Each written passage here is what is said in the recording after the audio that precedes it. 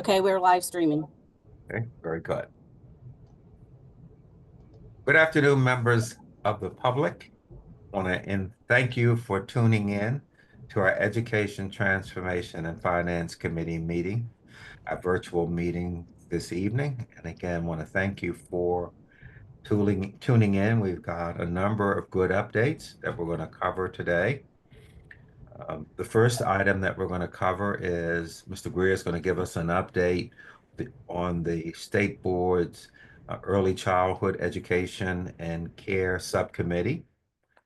Then we're going to get an update on the federal funding. Where are we on those funding issues? And then MSDE is going to give us an update draft of the strategic plan outcome metrics. And are we gonna, I'm not sure whether we're gonna be in a position to do a deep dive on 26. Are we able to get the details on 26? No. No, Mr. Crawford, we don't have the 26 deep dive yet. Okay. But we will be ready for the full board meeting. Okay, sounds good. I understand how that goes, so there's no problem there. Then we will adjourn to executive session to talk about budget estimates and requests for 2027, and we anticipate adjourning from executive session at about 5:30 this this afternoon. Again, want to thank members of the public for dialing in, and we're excited to get the first update. Mr. Greer, if you would, at your convenience, share with us an update on the subcommittee. Sure. Thanks, Chair Crawford. Hi, everyone. So wanted to give an update, given that we haven't really talked about it in this committee. We've talked about it in the main board meeting, but under this committee is a committee that I chair called the Early Childhood Education Committee. And it is an overall committee just designed to bring stakeholders together to talk about Pillar 1 strategy, as well as any other policies that come through regarding early childhood education. We had our first meeting. It meets quarterly. And so specifically, the objective is to help build a work group under this committee to improve and deepen communication and connection between early childhood stakeholders, existing MSDE early childhood committees, and the State Board of Education. The wide range of stakeholders here are, we have membership from ECAC, OCCAC, and several other different providers, as well as MSDE staff. And we hear from each of them quarterly to better understand what's happening in the field and just to have a good sense of the work that is happening related to this. Since we started this work group, we were accepted as a part of the National Association of State Boards of Education's Early Childhood Education Committee. So we now sit on that as well. And we spend time learning from some of the other states that are leading in this field. And we are representing one of the states leading in this field. And so that's a really great learning community. As a part of that, we received a $4,000 grant that we're working in coordination with staff to put into motion. And we'll be talking at our next meeting in this committee with our stakeholders to get a vote on the ways that we can put that money into work. We are presenting with, I think, actually President Michael and I are presenting in early June with as a part of NASB's convening on early childhood. It's a national convening. It'll be in DC, and we'll be sitting on a panel talking about our mixed delivery approach, which will be a bunch of fun to kind of be there talking with folks on the leading edge of the really, really important work of mixed delivery, not just across Maryland, but across the country and the other states that are kind of working on that. And just a little plug, our next meeting is the 20th. So it'll be next week. We've kind of sent out our agenda, and we're ready and excited to bring our stakeholders together and really try to solve some of the grand challenges to ensuring that every child in Maryland has a high quality pre-K experience. Excellent, excellent. The superintendent got a question at the town hall meeting in Prince George's County around the importance of childcare, and she gave a great answer. Again, trying to get it right. If you think about it from a business standpoint, the focus on early childhood is essentially just trying to get it right the first time. And she talked about getting it right the first time, um, that it's so much easier to teach children to start this in the early childhood years than to try to remediate this down the road. So again, this is excellent work. Looking forward to it. Let me open it up to our committee. Anyone have any questions for Mr. Greer?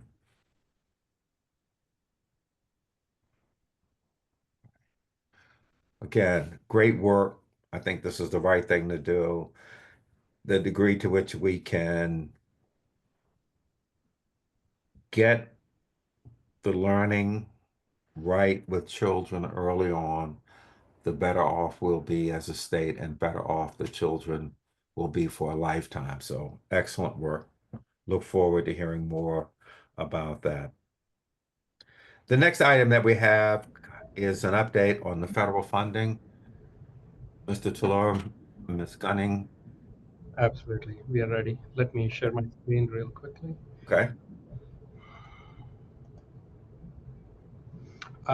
Just want to make sure that everyone can see my screen here. Yes. Okay, thank you, Chair Crawford, committee members. My name is Krishna Tulur, Deputy State Superintendent for Finance and Operations, along with Donna Gunning, our Chief Financial Officer. We are here to provide an update on the ESSER funding status. This presentation provides some additional information we have for all of you since our last update to the full board on April 29th.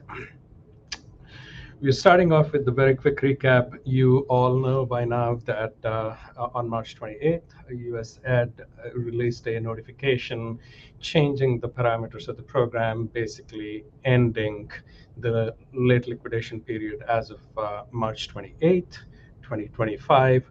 And states were given the ability to request for late liquidation for the projects that were already previously approved for late liquidation by providing two pieces of information: how a particular project's extension was necessary to mitigate the effects of COVID, and why the U.S. Department of Education should exercise its discretion to grant any SEA request. We also presented to you in the last board meeting a recap of how the funding was provided to us in various tranches and buckets, including what was called the CARES Act, the SRSA, ARP. We call them ESSER 1, 2, and 3, and additional state funding for about $3.4 billion, which translated to about $600 per student per pupil funding for our 860,000 students. We also provided you the additional breakdown of the funds that was outstanding.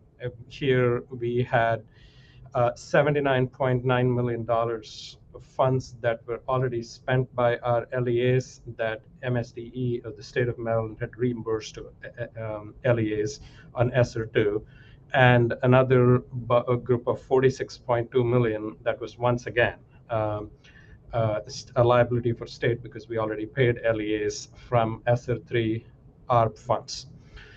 At the time, we notified you that we were in the process, or we had submitted a late liquidation request for $98.7 million. That included about $41.9 million that was already spent by LEAs, but we had not yet reimbursed them, and about $56.7 million of encumbered funding that was not spent as of the day we provided the results, provided the report rather. So just wanted to let you know that both the 49.9 million as well as 56.7 million are estimates. And we had another $7.2 million of unused and unspent funds in ESSER2 and homeless children and youth program. So since that time, MSDE submitted appropriate late liquidation requests as well as drawdown requests. So we completed that process that we communicated to the board that we were in the middle of. All of those documents were presented. On April 29, 2025, the day of the last board meeting, as the meeting was being wrapped up in the evening, we received a notification requesting some additional information regarding the late liquidation requests. And we provided that information. It was not a decision on a late liquidation request. It was a request for some additional information, and that was also provided on timely manner. We were all also collaborating with our Office of Attorney General regarding a multi-state collaborative that was pursuing legal options and legal relief with regards to the program changes that were enacted by the U.S. Department of Education. Last week on May 6th, and I see a typographic error here, my apologies. Last week on May 6th, U.S. District Court for the Southern District of New York issued a preliminary injunction temporarily blocking the Ed from enforcing the recent actions that would have shortened the state's liquidation timelines for these funds, basically reversing or putting a hold on the March 28th date. And on Sunday, May 11th. I'm sorry, Elliot, did you have a question? Excuse me. Sorry. Okay. On Sunday, 2 days ago, US Ed notified all the states who were participants in this legal action litigation, including Maryland, that Department of Education was modifying the period to liquidate the obligations to May 24, 2025, which is next Friday. So basically, they have asked states to use these 14 days period to wind down existing obligations for the work that has already been completed. So just to take you back to a couple of slides ago, we were already waiting for reimbursements of $79.9 million as well as $46.2 million. We are in conversations with the Attorney General's office and their counterparts. They are in conversations with their counterparts from other states to determine if we have to or if we want to resubmit those reimbursement requests once again.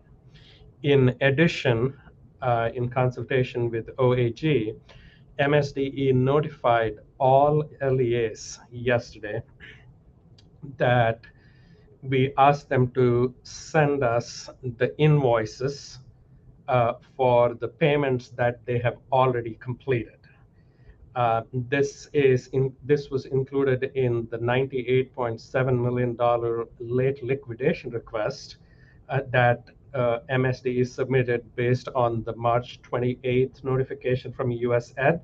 Since they have now changed the program terms and have given 13 states up to May 24th, we have requested LEAs to submit the invoices for their payments for appropriate next steps.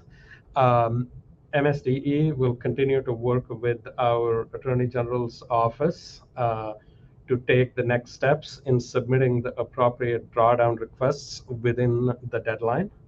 And if we have any additional updates that comes our way in the coming days, we will present that to the board as soon as they become available.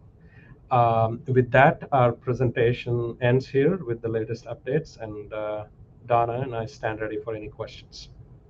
Great, appreciate it very much. I just have one question. So they have extended the timeline for the reimbursement period. They extended it till, you said till, was May that 24th, May that is next Friday. by May 24th, will we be in a position to have completed all of our work in the state and submitted the request, the reimbursement request to the Department of Ed, or will there still be some funds still in jeopardy that won't be, that the work won't have been completed by May 24th? Yes. So it's a two-part question, and I'll start off and then yield to Donna if there is any additional information. When we got the original notification from USAID on March 28th, we went back to all LEAs to see the status of the unspent funds. And we estimated that about $41 million, 41 point some change, uh, the estimate was that amount was already spent by LEAs. And so we know that when we get the receipts, invoices from LEAs, we might expect invoices around that number. What we don't know is of the remaining $56 million, if any work was completed by LEAs, because these reports were pulled in an expedited manner based on the data that was available at the time. So we have to see how much, if any, of the additional 56 million was also spent. We are expecting to have that data hopefully today into tomorrow, because we have given LEAs very tight turnaround, and they are turning the information around to us very quickly. It is our estimate at this time, Mr. Crawford, that all of the funds would not have been spent by May 24th, because there are projects that were scheduled to be completed based on the earlier late liquidation approval from the U.S. Department of Education. There were programs and projects scheduled to end by next year in January, because we had until March. So we don't know how much funds would be left to be spent. We hope to get that information within a few days. But we are internally, our teams are mobilized and ready to take appropriate next steps to ensure that the documentation needed by USAID is ready to be submitted well before next Friday. And Donna, if I missed anything, please.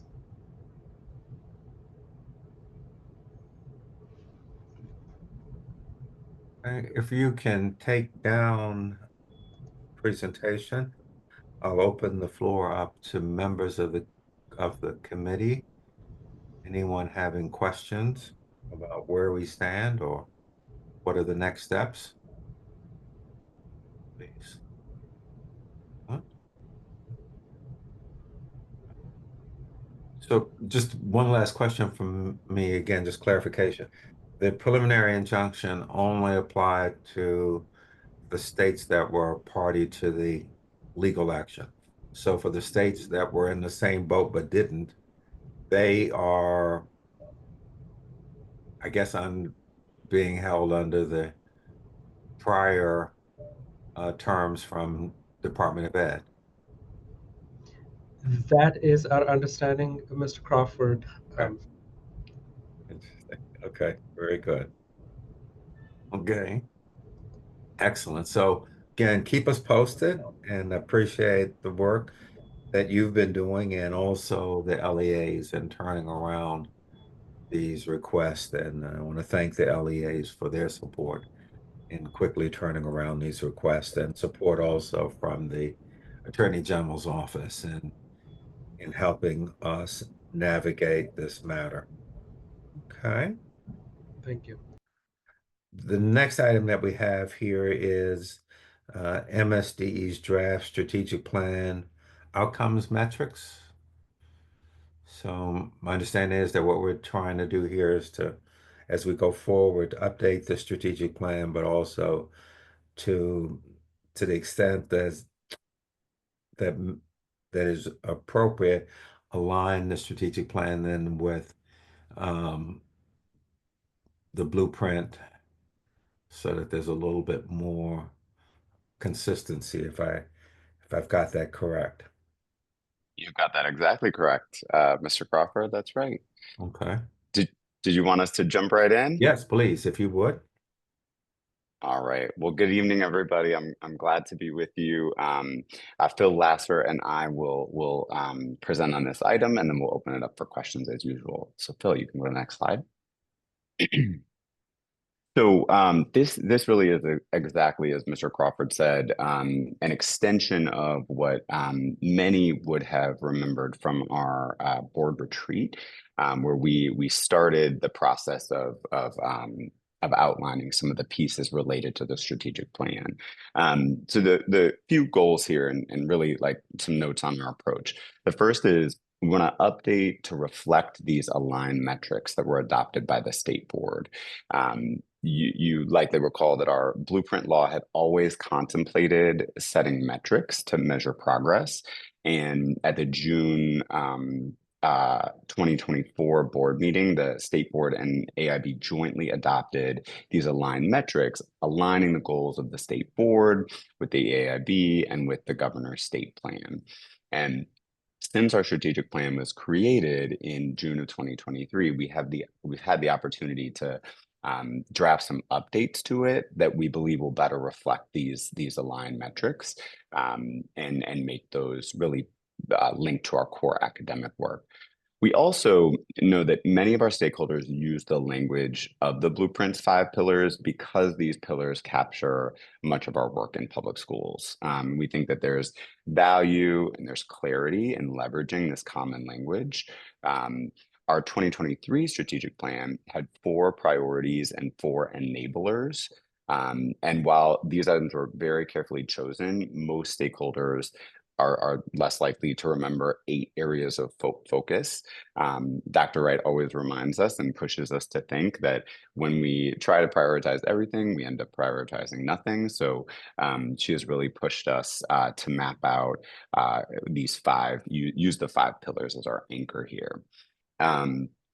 And in terms of concrete and measurable goals, we want to make sure that we are constantly coming back to this. We think that we as a department team can do better, especially after we've updated the strategic plan, to make connections between the strategic plan and nearly every staff presentation that you hear from us at state board meetings, so that this plan is really something that animates our work and energizes our team. And then Governor Moore has charged all state agencies with shifting to the use of plain language in the course of their work. So we're going to really try and move away as much as possible with jargon, edu-speak, as some people call it, et cetera. So we want to make the plan as logical and easy to follow as possible. So Phil, you can go to the next slide.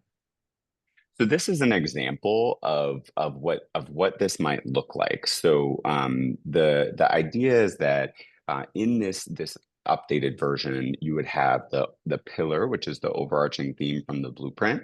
You can see the example here is what pillar 2 outlines. The goal is really just a high-level aspirational statement. It's a restating of the pillar. So every school has high quality and diverse teachers and leaders.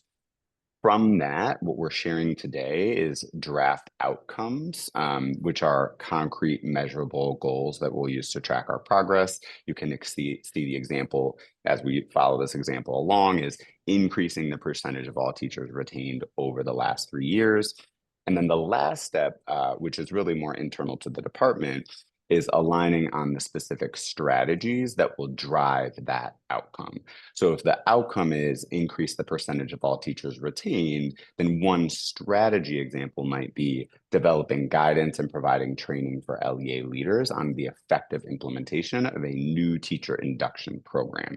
That's one example, right? That single strategy isn't going to drive that outcome all by itself, but this is how we're sort of conceptualizing this. And Dr. Wright has been a real guiding light in this, and she did this work before. So you can go to the next slide. in January, we launched our extended leadership team. And this is the team that you see pictured here. This is an extraordinarily talented and committed group of education leaders. It is wild and awe-inspiring to think of how much this team has accomplished just since this photo was taken. And Phil, if you go to the next slide, last month, we opened up the circle even wider beyond our assistant state superintendents to include directors, executive directors who are leading key pieces of our work. We weren't sure if we could fit this team of 75 people in one photograph, but as you can see, Daniel made it happen. And we really do believe that just a few years from now, this team is going to be able to say that they were the group that led a major turnaround for our state in student outcomes. This team is energized around the idea that national media, philanthropists, and policymakers are looking at us in Maryland. There's a lot of excitement about Dr. Wright, and it's just been really exciting to see this team take shape. So last Friday, this team met again, and we began the work of really building out our strategy. And we think it's important to name that our school systems are bombarded with a lot. They're hit with a lot of requirements. They're hit with a lot of initiatives, community schools, tutoring, social emotional learning, HQIM, staff and student wellness, all of it important, but the list is quite long. And we, as the state education agency, want to be able to provide the steady hand and be a thought partner for LEAs on how to focus their efforts. Next slide. Dr. Wright just is anchoring us on this idea of leading with vision and values allows us to focus our energy so that we can get the core work done that's going to make a real difference. Next slide.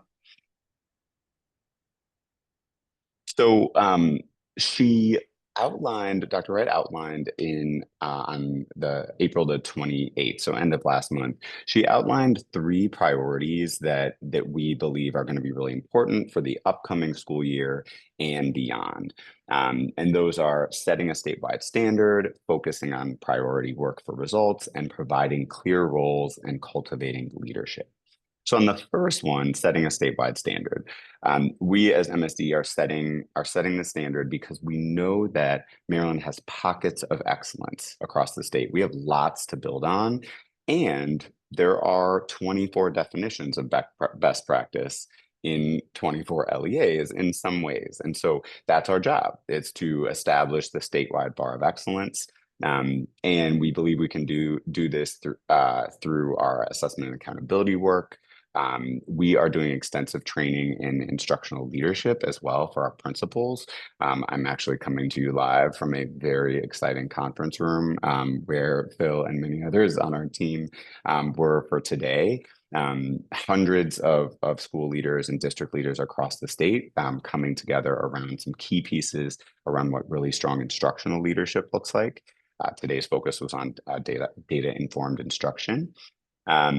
And we also are able to set this bar of excellence and lead with both clarity and empathy as we are bringing people along. We are in many ways managing change. And so we need to do that with a professional learning lens, with a capacity building lens. And we really want, as the state board has charged us, to focus in this season, in this chapter, on core instructional delivery.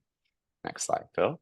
So as Dr. Wright talks about focusing on priority work for results, today's presentation is an important first step here in the updating of the strategic plan. She also reminds us to shift our mindset as much as possible on outputs and not just on inputs. So the blueprint is a phenomenal investment in public schools. We should be proud of it. And it requires a lot of inputs and a focus on that side of the house. And we at MSD will be shifting our orientation more towards results. Dr. Wright really wants us to hone in on that. And so we will, of course, meet the requirements of the blueprint, and we'll make sure that we do so in a way that's also paying attention to what the outputs are. And we want to model that clear focus for our team. Next slide. We are, as you know, engaged as part of this in clear roles and cultivating leadership. We have to be sure to delineate responsibilities between MSDE and the AIB. And so there's more to come on that front, but we're really excited about some of the work going on there. One piece you should know is that going forward, MSDE will fully own all things related to Blueprint implementation. As the practitioners and the state education agency, we're the experts that are best poised to fully own implementation of the Blueprint, all parts of it. And so there are certain programs that like the career counseling program, for example, that have been implemented by AIB, but that will be shifting to be led by the department. And we met with AIB leaders, had a phenomenal discussion last Friday, and we met together with AIB leadership and MSDE leadership at MSDE's headquarters, and had a great discussion about some of these key transitions that will need to occur. And then we're also, as an agency, going to be placing an emphasis on developing leadership from within our ranks.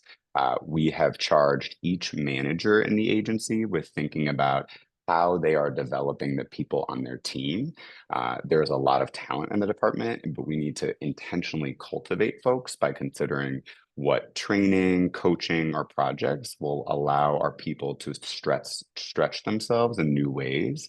And we believe that by doing this, we will increase MSDE's leadership bench depth and have strong internal candidates for leadership roles whenever they do become available. We know that the strongest and healthiest organizations do this intentional work, and so we're going to be prioritizing that as well. And then just for additional role clarity, we are streamlining our org chart. Dr. Wright made some minor, just common sense changes. There were some very lengthy names of our divisions that like took a whole sentence to say. And so we're sort of shortening some of the names of offices and divisions. So you'll see that over the coming weeks and months. And our deputy superintendents titles have changed to be more self-explanatory. So for example, Dr. Smith's position will, as opposed to Deputy State Superintendent for the Office of Teaching and Learning, she will be the Chief Academic Officer. And our other deputies' titles have shifted accordingly as well. So all of that is available on our website. Like I said, very common sense, no real surprises or substantive changes here, but just want you to be aware of that. And this is all part of our work of streamlining operations internally and for external folks so that they know somewhat, like I said, self-evidently what an office is responsible for or a person within MSD is responsible for. So I wanted to provide that high level thinking on where Dr. Wright is steering us in the coming year and years. And now I'm going to pass it to Phil Lasser to dive into the draft outcomes for the strategic plan that are organized by Pillar. Great. Yes, thank you, Alex. So as we mentioned, that as we dig into the meat now of our proposed draft goals and outcomes, as we talked about before, that as we restructure this strategic plan, we are really looking to align it with the 5 pillars of the blueprint that we have become accustomed to, and then have inherent goals built into them as well. So these are the 5 pillars of the blueprint with our overarching goal of the strategic plan aligned to each one of these pillars. So this language should seem very familiar to you, and this will be our goals that we go forward. So for example, the goal for pillar 1 is that every child has access to a high quality early childhood program. The goal for pillar 3 is every student graduates high school, college, and career ready. And we'll come back and discuss pillar 5 as we go forward, and we dig into all of these. And so again, so these are the high level goals for each pillar. And now going into the outcomes that we are proposing within each pillar as well. So again, for pillar 1, early childhood education, our goal is that every child has access to a high quality early childhood program. And we have identified 5 outcomes within this pillar that we are going to be working towards. That is our North Star for all of this. Outcome 1A, the first one here, increased student readiness for kindergarten as measured by the KRA, the Kindergarten Readiness Assessment.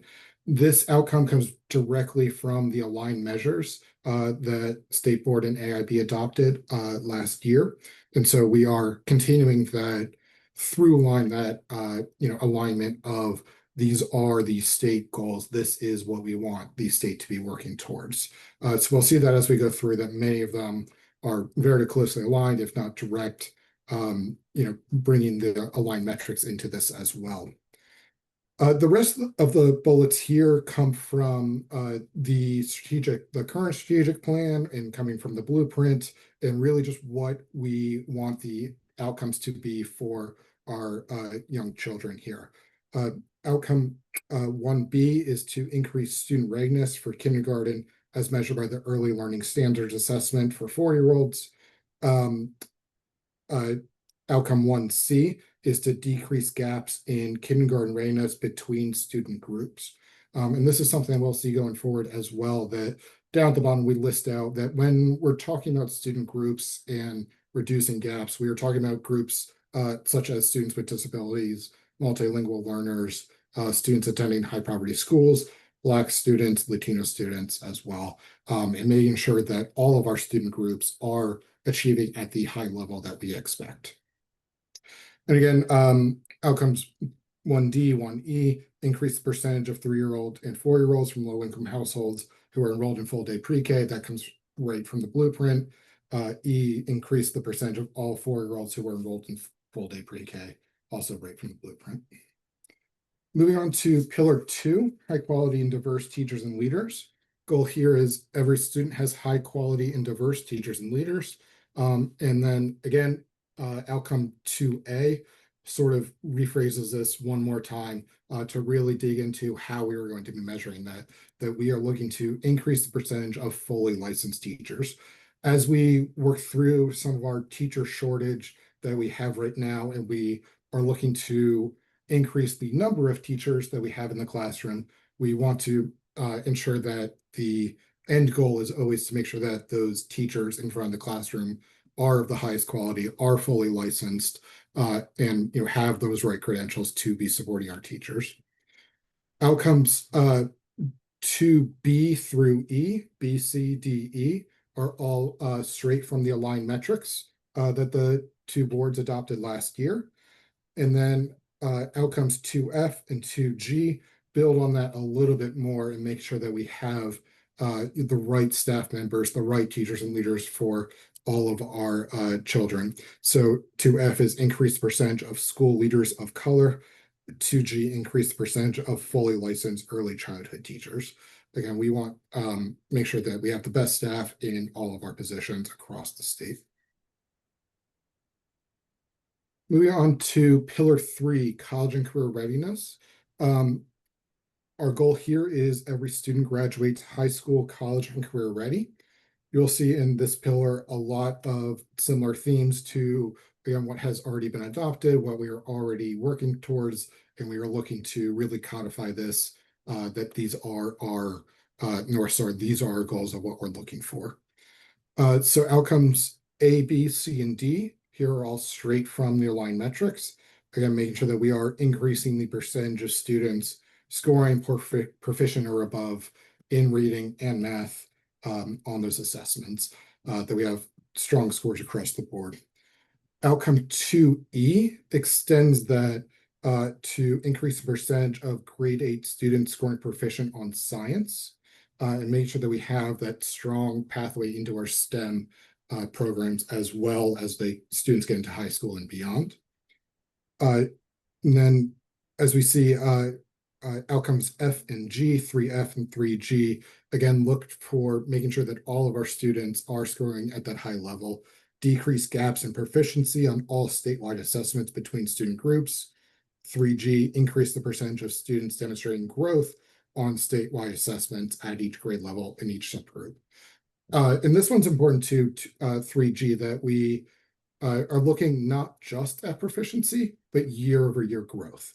This is something that came out of the Accountability and Assessment Task Force, that measuring, rewarding growth in schools and students is important, that we recognize that we are still shooting for proficiency, but we also want to ensure that we are recognizing rewarding growth year over year.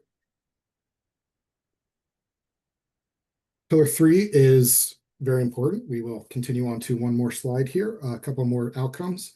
And so these outcomes, again, deal with a little bit more of the high school students looking at that college and career readiness. Outcomes H, I, and J, again, come straight from the aligned metrics, increasing the percentage of students who met the CCR standard by the end of 10th grade, increasing the percentage of students who meet the CCR standard before high school graduation, both of those for each student group.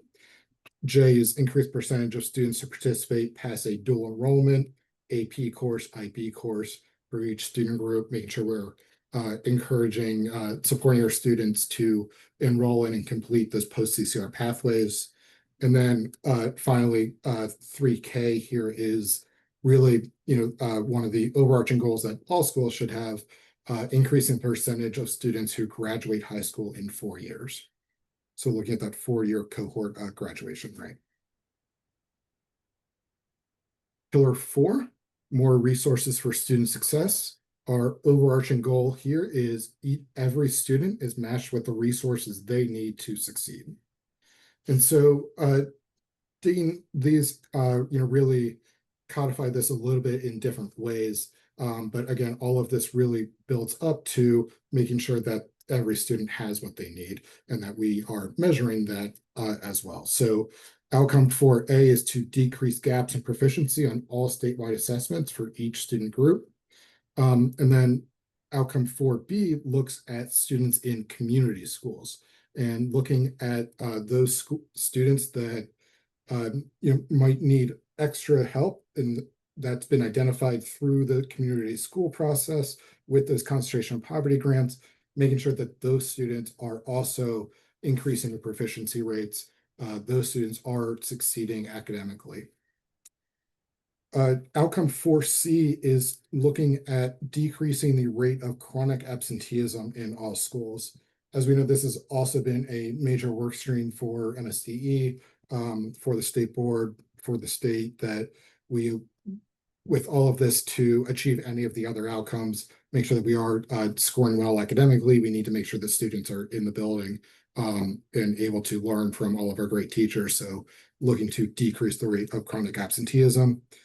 Outcome 4D is to decrease the over-identification of students with disabilities, making sure that we are properly identifying which students do need those extra supports, and making sure that that identification is accurate, not disproportionate across any student groups. Outcome 4E looks at some of our twice exceptional students, increasing the identification for gifted and talented programs across some of those other student groups. So increasing identification of gifted and talented for students with disabilities, having those twice exceptional students being identified, ensuring that they still have those opportunities to succeed. Outcomes F and G come again straight from the aligned metrics to decrease the student counselor ratio in schools and increase the percentage of schools with one or more school psychologists or school social worker, making sure that the students have the supports that they need. Finally, Pillar 5, governance and accountability. Overall goal, every student in district receives a rating of blank or higher. So as we mentioned real quick, that this is not filled in for a reason. We have left this as a blank and we're presenting it as a blank, that the work of our accountability and assessment task force is still somewhat in flux, that we are not sure what our new school and district rating system will really, what those levels will be, whether we build a rating system that is A through F, or right now we look at stars, 5 stars is the top. So we will fill this in once we get to that point of receiving a rating of 4 stars or higher. or a grade of B or higher. So once we solidify the new accountability system, we will fill in these gaps here. But overall, we are looking to make sure that every school, every district is rated as high as possible so that we are getting those outcomes that we need and supporting our students as much as possible. And so a couple of other parts of the strategic plan that we're working through.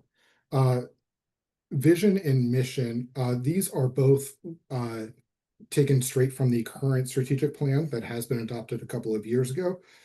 Dr. Wright reviewed these, our senior leadership team has reviewed these, and we felt that these still really embody what MSD is about, what we are working towards. So we are not proposing any changes in our vision or mission right now, as we feel that we still really identify with these words. Our vision as written is we will be a system of world-class schools where students acquire the knowledge and skills necessary for success in college, career, and life.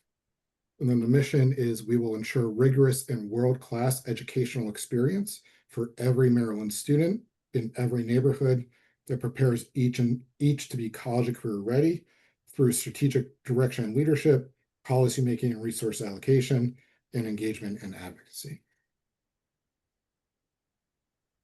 And one last part, the values that are listed out, again, from the current strategic plan. Dr. Wright, again, felt that these still really embody her values in the work, what she looks for every day from MSD staff, from all of our school and district-based staff as well. And so listing out those, their accountability, engagement, equity, excellence, transformation. And so each one of these, I think we can really, see in ourselves and see in the work that we want to have. So we are proposing that we keep these values as is within the current strategic plan and continue to embody all of this in our work going forward. With that, I will turn back to Alex for a little bit more. Yeah, we Dr. Wright's thought is that there's a lot of great like the strategic plan as it's written. There's been a tremendous amount of work that went into it, and there's tremendous, absolutely spot on content that she does not want to touch at all. And the values, the vision, the mission are examples of that. In addition to some of the ways that it's just laid out, but some minor changes. If you go to the next slide, Phil, are there's a section on stakeholder accountability, for example, or excuse me, stakeholder engagement, that just, it happened several years ago in developing for the 2023 version. So there's some updates that need to be made there, in addition to just more recent data on state statistics, demographics, and things of that nature. And reframing as the strategic plan 2025 to reflect our like true and authentic like re-engagement with the plan. Next slide, Phil. And then this is our last, just so sort of next steps going forward. So MSD staff, as I mentioned before, have been engaged in the strategy design that we believe will drive these outcomes with clear owners. Then from there, we go to stakeholder engagement. Of course, we're coming to you first as the state board committee, and then we'll be in front of Dr. Wright's advisory councils, teachers, principals, superintendents, and families to get their ideas related to the outcomes that have been drafted. And then we would return, if permitted, of course, by Mr. Crawford to this committee in next month in June. And then either at the July or August state board meeting, we would be seeking a vote on these updated outcomes. So with that, we want to like open it up for questions, and would love any discussion or nudges or feedback. Great presentation, very thoughtful. I really love the idea where you've expanded to include the larger leadership team. Get buy-in, takes a little bit longer, but at the end of the day, you get much better buy-in, and I also believe you'll get much richer input. Let me now open it up for comments or questions from board members.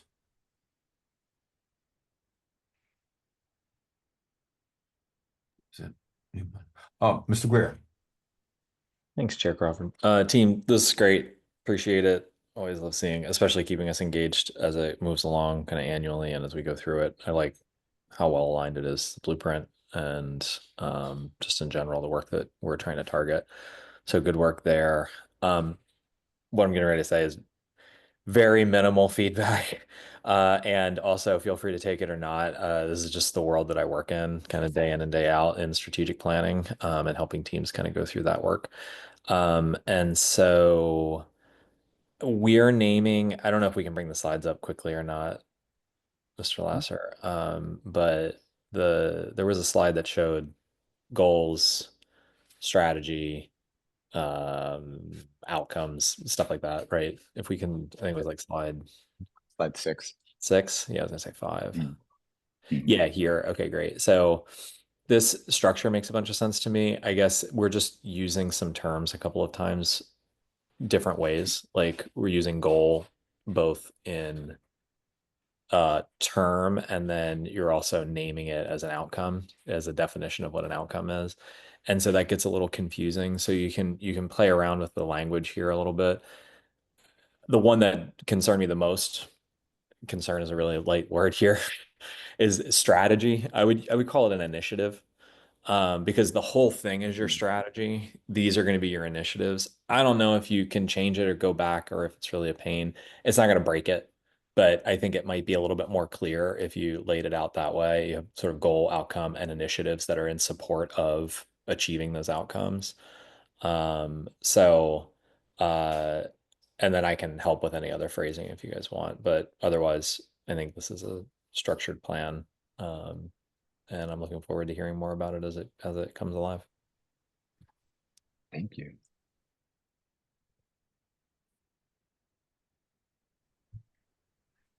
Additional comments or questions from board members? Ms. Chang? Yeah, thank you, Chair Crawford. I have some comments about the slide 17. It's about the absenteeism. I know the April's meeting, it seems the kind of trend is not as anticipated. And I was just trying to look at this, and I've just been through some of the webinars and looking at the students or children have insurance or not. I know probably a good chunk of percentage of our student body receive CHIP or the Medicaid program. And I'm just wondering how it was reinforced or reimbursed to the school or to the LEAs, or how well spread around that resources to make sure the students are well taken care of in their health and mental status, and have something to rely on so they can show up at school. Yeah, it was a really powerful point made at the last board meeting, Ms. Chang. I agree. And if we are to decrease the rate of chronic absenteeism in our schools, we have to address benefits access, like you said, and access to insurance. Doctor, I can't share because it's not a fully fleshed plan yet, but Dr. Wright and I did just meet with another agency the other day to talk about how we as schools, particularly community schools, may be able to better facilitate the process, getting services and benefits directly down to the ground level in schools where families are. Families don't always view, that social services office or whatever, wherever you go to gain access to benefits. They may not even know some of the benefits that they qualify for. And so, if we as schools, and particularly community schools, can be hubs, I mean, this is places that families take their children every day. And so we're going to try and work and partner as much as possible across state agencies to facilitate that, because you're right, there are lots of inputs to the goal around chronic absenteeism. Yes, and especially during this time that there are some benefit being cut, and I'm not sure how families are, were in the program and knows what being cut, and it's always a turmoil situation at this point of time. So yeah, it would be some leadership needed to make sure and stabilize the resources. Thank you.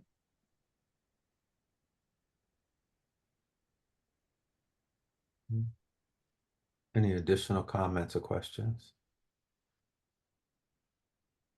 I like to focus on keep that strong focus on data and outcomes. I think it's important for us at the state level to model that behavior, to show that we're going to be transparent around data, how we're doing, and our focus on outcomes. The superintendent spoke on that yesterday at the town hall in Prince George's County, the importance of using data, tracking data, being transparent about data, and then the focus on making sure that we have a clear focus on outcomes. What are we trying to accomplish with this dollar being spent? So again, to the degree that we can continue to model that behavior and at the state level, and then encourage. One other thing to think about, as I'm just thinking here, is we've talked about it before, and not expecting any change in the plan or whatever right now, but how do we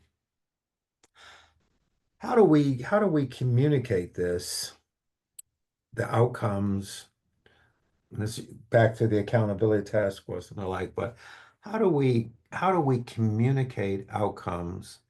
I think our goal should continue to be communicate the data and the outcomes in such a way that parents in a particular school can see how we're doing.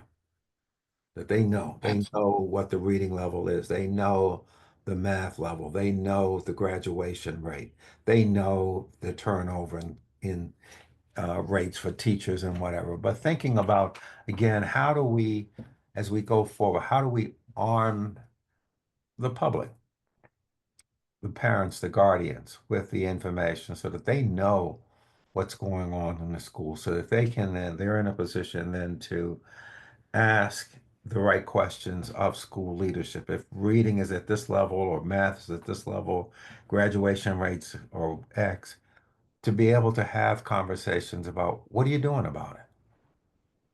What are you doing about it? So I think, again, as we go forward, giving the parents and the guardians and the taxpayers the information that they have so that they can hold us at the state level, but also education leaders at the local level accountable for the dollars and for educating children. So nicely done.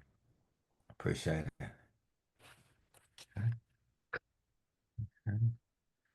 Okay. Dr. Michael, you've been extraordinarily quiet.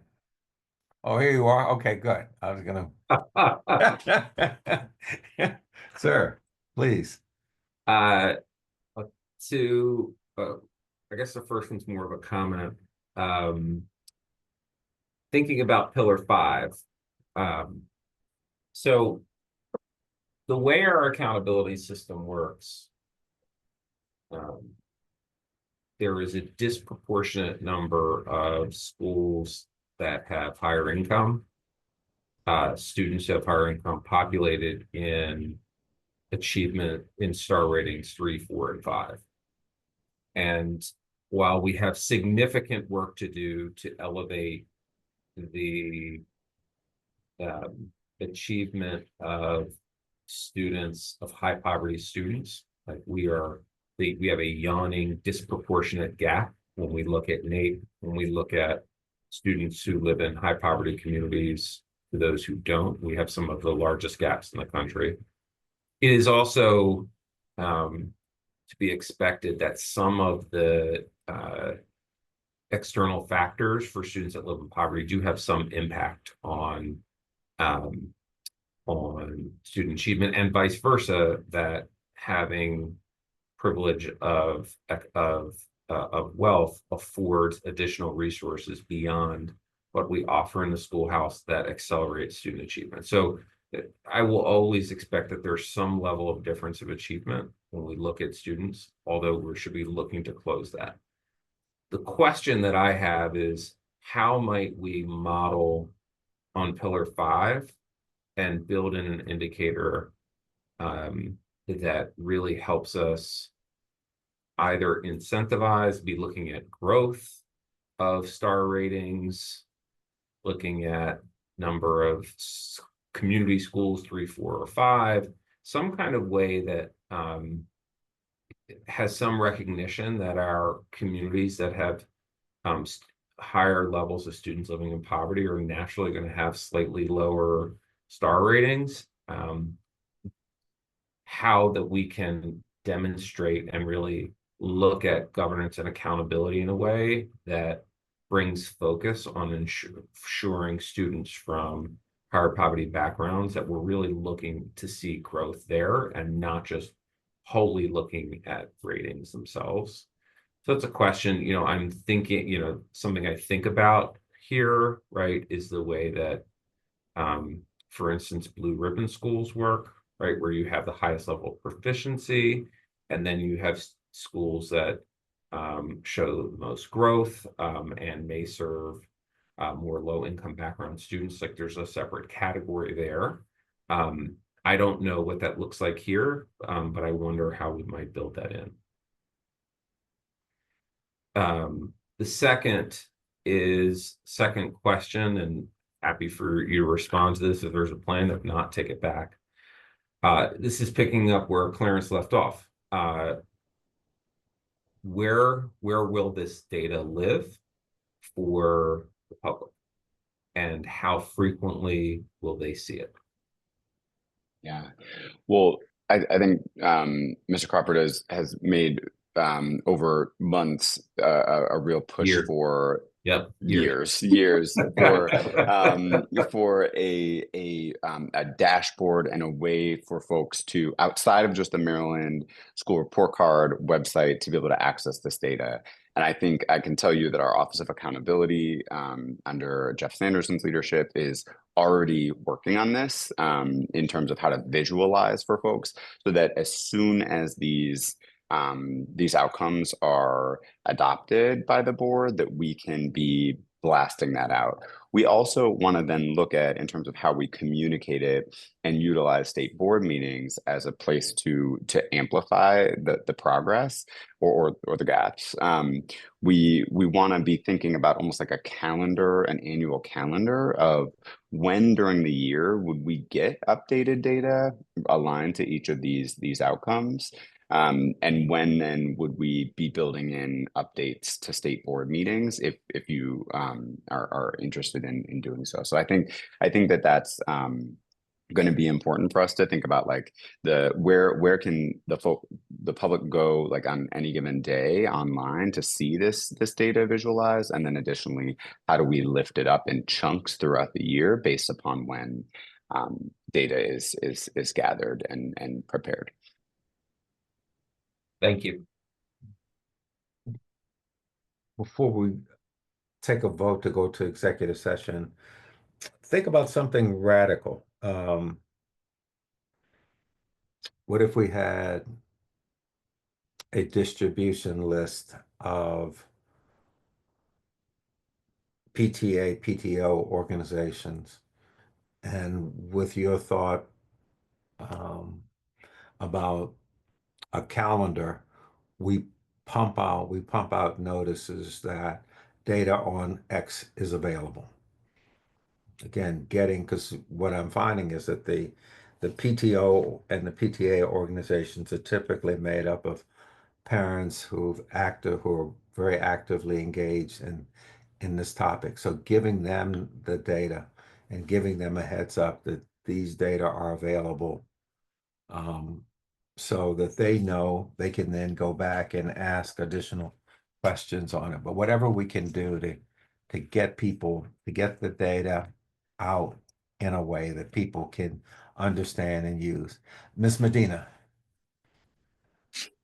Thank you so much. I just wanted to kind of add to the conversation that both you and Dr. Michael are bringing up, because I wonder if we have the ability, or if you all have thought about, not everybody reads and understands data the same way. And if we want to break this barrier and not continue to have this us versus them thing, and get more into the model that we're seeing is so successful with the community schools, right? Like that partnership model, like, is there a possibility for either trainings for, I love that Chair Crawford talked about PTA. I think that's awesome. Like, can we get some parents involved to help them understand the data, so that it's not just a here the data is available, but there's someone to kind of talk to you about what any of this means. Because I think sometimes, I mean, even I have a hard time sometimes understanding what I'm looking at. So I want to make sure that parents of all levels can feel engaged with the information that we're collecting. Or maybe even look at a parent guardian group that would be an advisor on the accountability side. So they could look at the data, and maybe there's some ways that we can present the data to make it more clear for parents and guardians. So again, having them as a resource to help us figure out how to message the data is something. So I think we're on the right track. I think you guys are doing great work. I just think that we're now at a point where we really continue to focus on getting it used. Because what will cause us to act right is if the public understands how we're spending money and understands what they're getting for the money, they're going to have questions to ask, and they will then keep us on our toes, as they should, and they will keep the LEAs on their toes. We're spending a lot of money. We just need to make sure that we're getting the maximum value for the money, and if the public sees that they're getting maximum value for their investments. Great work. Okay. I'm going to read a statement that will allow us to go into executive session. I'm going to read the statement, then we will take a vote. And members of the public, we expect to adjourn from executive session at about 5:30 or so. I want to thank the members of the public for listening in, and I appreciate your support and your engagement as we talk through these very, very important matters. Pursuant to Section 305B13 of the General Provisions Article of the Annotated Code of Maryland, the Education, Transformation, and Finance Committee will adjourn to executive session to discuss the following: the FY 2027 confidential budget estimates and requests. Let's take this down. The floor is now open for a discussion of the proposed action. Seeing no discussion, the floor is now open for a vote. This would be for members of the Education, Transformation, and Finance Committee. All in favor of adjourning to executive session, please say aye and raise your hand. Aye. Aye. Aye. Opposed, abstained. So we have unanimous a vote. We'll now adjourn to executive session. I believe Ms. Necessary is gonna turn off the feed. Yes. If you would let us know when that's done.